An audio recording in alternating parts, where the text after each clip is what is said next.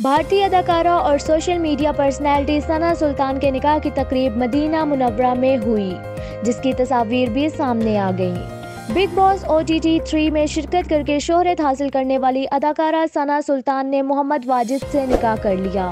उनके निकाह की तकरीब मदीना मुनव्वरा में मुनक्किद हुई, जो एक इंतहाई निजी तकरीब थी। सना सुल्तान ने अपनी शादी की तकरीब की तस्वीर अपने इंस्टाग्राम अकाउंट पर शेयर की। अदाकारा ने अपनी पोस्ट में अपने शोहर के बारे में ज़्यादा कुछ नहीं बताया, मगर इन अल्फाज के ज़रिए अपनी खुशी का इजहार किया। उन्होंने लिखा कि अल्हम्दुलिल्लाह, मैं आजिज़ी और खुशी के साथ शेयर कर रही हूँ कि मुझे मदीना जैसी पाकीज़ा और मुक़द्दस जगह पर अपने वाजिद जी के साथ निकाह की सआदत हासिल हुई। अदाकारा ने मज़ीद लिखा कि दोस्त से ज़िंदगी के साथी बनने का हमारा सफ़र मोहब्बत, सब्र और ईमान का सबूत है। सना सुल्तान को इनके दोस्तों और मद्दाहों की जानिब से मुबारकबादें देने का सिलसिला भी जारी है।